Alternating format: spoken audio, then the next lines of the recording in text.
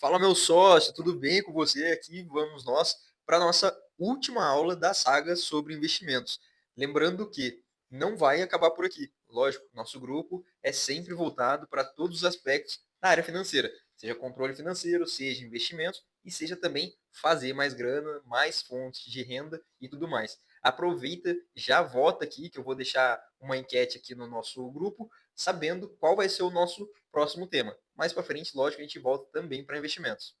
Mas hoje a gente vai falar sobre um queridinho, principalmente dos brasileiros, uns investimentos mais acessíveis e inteligentes para quem quer começar na renda variável, os famosos fundos imobiliários. Já adianto, se você entender o que eu vou passar para você aqui hoje e aplicar, você vai conseguir investir em imóveis com pouco dinheiro.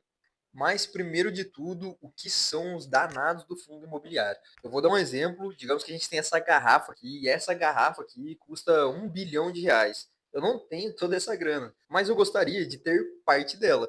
E com os fundos imobiliários, é como se tivesse um imóvel ou vários imóveis que, juntando, são bilionários, trilionários, e a gente consegue ter parte da gestora desses imóveis comprando apenas um pedacinho acessível no nosso bolso. Então, bora até começar a falar sobre os tipos de fundos imobiliários. Afinal de contas, nem todo fundo imobiliário é o que você talvez pode estar pensando. Primeiro, vamos falar dos fundos imobiliários de tijolo, que literalmente, com a comparação com o que eu fiz, é o que a maior parte das pessoas imagina de um fundo imobiliário.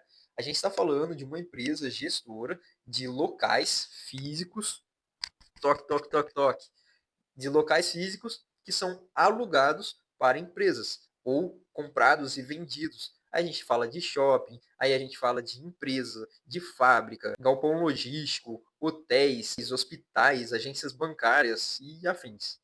Então, esse é o primeiro tipo, que é o de tijolo. O segundo tipo são de fundos do tipo de papel.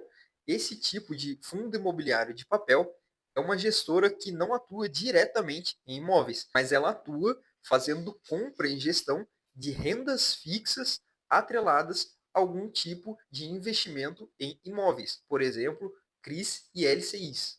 Agora, o terceiro tipo é o tipo híbrido. Então, que nessa gestão desse fundo, ele atua fazendo compra, venda, negociações ali com esses dois tipos, tanto o tipo de fundo imobiliário de tijolo, como o título de fundo de papel.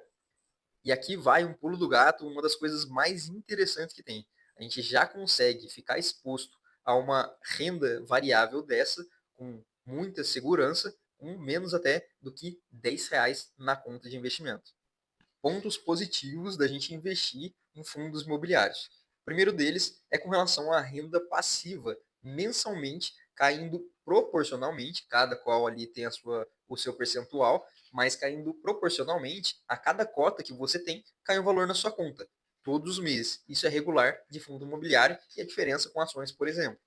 Segunda vantagem é que você não paga imposto de renda sobre esses fundos. E a terceira vantagem é com relação à diversificação. Às vezes você compra apenas um tipo de fundo imobiliário, um fundo imobiliário que seja, e esse fundo imobiliário, por si só, ele já tem uma diversificação extremamente grande e segura. Riscos que fundo imobiliário também podem apresentar. Afinal de contas, a gente está falando de uma renda também variável. Primeiro risco com relação à vacância. Vacância é, como a gente está falando de imóvel e o que a gente recebe através desses imóveis, ou vai ser com relação à locação, né, aluguéis, ou com relação à venda, a maioria é falando de aluguel. Como a gente tem imóveis alugados, o risco que a gente tem é de não ter inquilino pagando aluguel. E se não tem inquilino pagando aluguel, a gente também não vai receber por isso, né? E o fundo vai sofrer por conta disso. Segundo, desvalorização. Se a gente começa a falar onde uma economia está entrando em uma crise imobiliária, por exemplo, né, o fundo vai se desvalorizar, ou mesmo que seja em algum lugar pontual, acontecer alguma coisa específica, uma tragédia em algum lugar, aquele fundo vai ter uma desvalorização e automaticamente nós também vamos sentir a desvalorização no papel.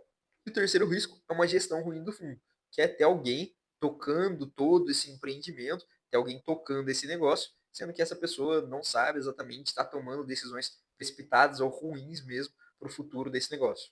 Então, você ter um fundo imobiliário na sua carteira é como você alugar, por exemplo, um apartamento sem precisar ter esse apartamento com a burocracia que um dono desse apartamento vai sofrer, sem se preocupar com inquilino, com reforma, inadimplência, enfim, você acaba terceirizando toda essa burocracia. Parte importantíssima, presta atenção aqui comigo, é onde nós vamos ver referente à análise de fundo imobiliário. Na última, a gente já falou sobre análise de ações. Aqui a gente vai ver que tem algumas coisas parecidas, mas não são todas iguais e a gente precisa atentar em alguns detalhes para a gente não acabar colocando nosso dinheiro, não colocar o nosso tempo valioso de vida em locais complicados, furada mesmo. Como analisar? Primeiro, vamos iniciar em plataformas. Achamos essas informações em plataformas como, por exemplo, Status Invest e Fundamentos também. Tem algumas outras, fique à vontade, só dá um Google que acha facinho. Indicadores chaves, tá? DI, então Dividend Yield, assim como as ações, nós também ficamos de olho nisso. Quanto o fundo vai acabar pagando com relação à cota. Se eu tenho uma cota ali de R$ 100 e ele está pagando 0,7% com relação à cota, então eu vou receber praticamente 1% desses R$ 100. Se 1% de R$ 100 eu vou receber R$ 1 para cada cota, vou receber 0,770 centavos por cada cota que eu tiver desse fundo. PVP, assim como nas ações também, o preço das ações sobre o valor patrimonial. Nesse, a mesma métrica a gente vai ter, porque simboliza quão caro ou quão barato está essa oportunidade. Então, igual a um, é como se a gente estivesse pagando referente àquele, realmente, né, àquele empreendimento. Então, digamos que o empreendimento está avaliado em US$ 1 bilhão, R$ 1 bilhão. É como se tiver igual a um, quer dizer que eu estou pagando um proporcional de 1 bilhão. Agora, caso esteja abaixo de um, quer dizer que eu estou pagando mais barato do valor que o mercado está verificando aquela empresa. Vacância, como eu falei também um pouco tempo atrás dessa palavrinha, ela volta porque ela é extremamente importante e é o significado de, digamos que, espaço vazio. Então, se eu tenho um condomínio com 100 casas e essas 100 casas estão alugadas, minha vacância é zero. Agora, se eu tenho um condomínio com 100 casas e 90 estão ocupadas, quer dizer que eu tenho uma vacância de 10%. Então, também tem essa métrica, mostra sobre os fundos imobiliários, né, falando ali de tijolo, e a gente precisa ficar de olho nisso. Afinal de contas, a gente vê se está saudável ou não, como que está a frequência, né, do pagamento, né, se está regular ali dentro do que tem de imóvel e dentro do que o fundo está proporcionando ali de retorno com esses imóveis locados. Liquidez diária. Também estar atento, ainda mais quando a gente vai falar de estar investindo, ter um patrimônio considerável, sobre a liquidez diária, ou seja, o volume de negociação que está tendo naquele fundo. Se tiver uma liquidez baixa, significa que por mais que o fundo seja extremamente grande, ações às vezes são caras e, pô, se a ação é cara porque, enfim, tem N tipos de interpretação, mas nem sempre são corretas. Então essa liquidez é importantíssima, a gente ficar atento para ver se ainda mais com um volume grande de patrimônio, eu posso querer acabar negociando e não ter gente vendendo. Com uma liquidez alta, uma negociação alta, beleza, sem problemas, não tem esse risco. E o quinto ponto importante da gente ficar de olho e analisar um fundo imobiliário é com relação à própria diversificação interna. Além da gente ver a diversificação que a gente tem que ter em carteira, a diversificação interna de um fundo imobiliário. Porque tem fundos, tem centenas, milhares ali de imóveis, mas tem fundos também que tem apenas um, dois imóveis.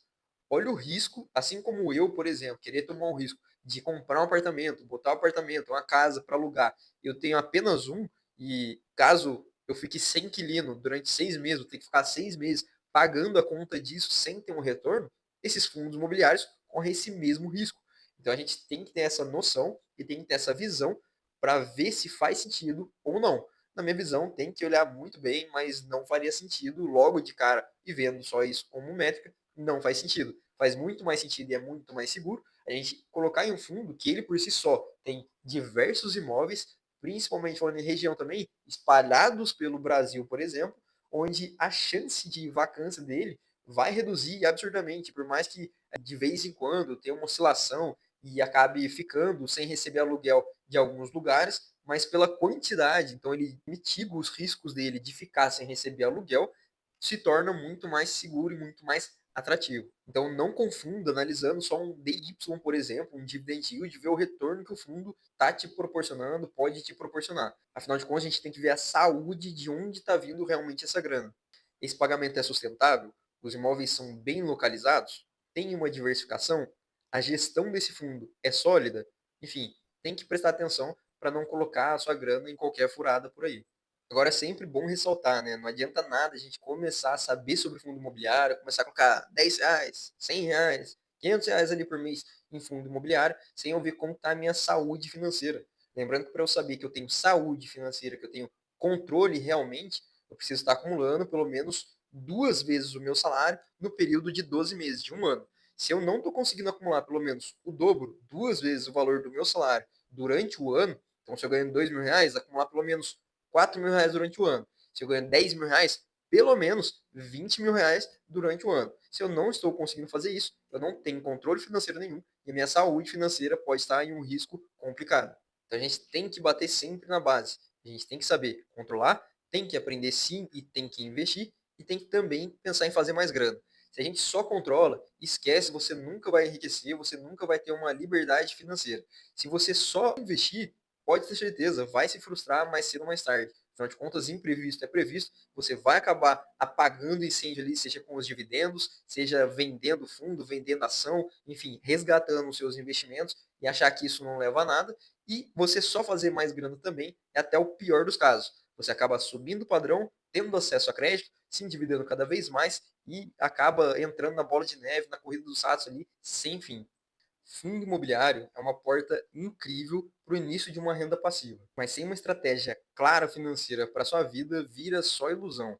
Aí fica a reflexão se você quer uma renda real ou uma ilusão de renda, que você pode se frustrar, vai precisar usar dessa grana e não vai acumular patrimônio. Mas fica tranquilo que eu posso te ajudar.